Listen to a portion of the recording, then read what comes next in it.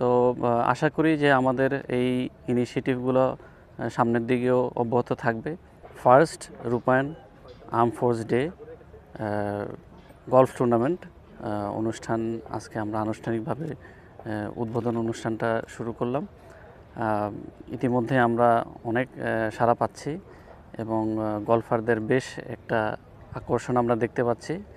এটা একটা বিশেষ কারণ হচ্ছে জলসিঁড়ির এই যে গলফ ক্লাবটা, এটা একটু ব্যতিক্রমভাবে ওনারা তৈরি করেছেন এবং এই পূর্বাঞ্চলের এইদিকে এরকম পরিবেশে গলফের যে এরকম একটি সুন্দর পরিবেশ এখানে করা হয়েছে, সেটাতে পার্টিসিপেট করার জন্য গলফার এবং গলফারের বাইরেও অনেকেই আগ্রহী আসছেন।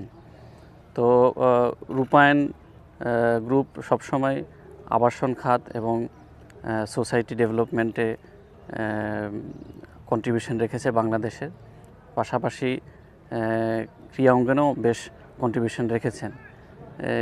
এটার প্রতিফলনে আমরা চাচ্ছিলাম যে জলসিঁড়ির এইরকম একটা জায়গায় এরকম একটা সুন্দর প্রকল্প হয়েছে, সেখানে আমরা স্পন্সর করার মাধ্যমে আমরা চাচ্ছি যে দেশের এই বিষয়গুলো মানুষের সবার কাছে পৌঁছাক এবং এই যে এরকম সুন্দরভাবে পরিচালনা করে যে একটি সোসাইটিকে গল্ফের মাধ্যমেও যে ডেভেলপ করা যায়, সেই জিনিসটা আমরা আসলে মানুষের কাছে তুলে ধরতে যাচ্ছি।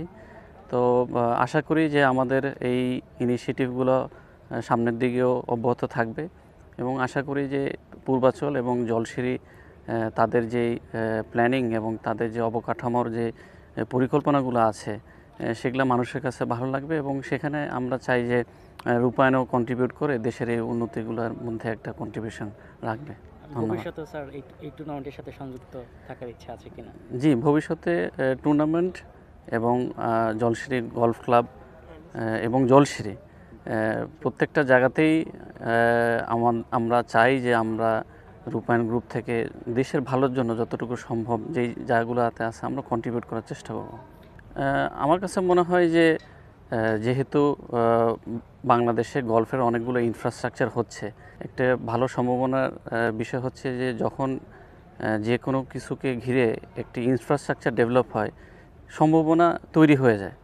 তো আমরা মনে করি যে যেহেতু ইনফ্রাস্ট্রাকচার ডেভেলপমেন্ট হচ্ছে গলফকে ঘিরে এবং এখানে আমরা দেখতেছি যে সরকারের তরফ থেকে এবং বিভিন্ন কর্পোরেট জগৎ থেকেও গলফকে পৃষ্ঠপোষকতা করার একটা কিন্তু আমরা ডিরেকশন দেখতে পাচ্ছি। তো আমরা আশা করি যে ভবিষ্যতে এটা অবশ্যই এটা একটা জনপ্রিয় খেলা হিসাবে বাংলাদেশে স্ট্যাবলিশ হবে এবং এখানে আমরা যেটা দেখতে পারবো যে মানে সোসাইটির বিভিন্ন শ্রেণীর লোকজন এটাতে পার্টিসিপেট করবে এবং যারা নাকি দেশকে নেতৃত্ব দিবে, বুদ্ধিজীবী, তারাও আমরা চাই যে এই স্পোর্টসটাতে আসুক।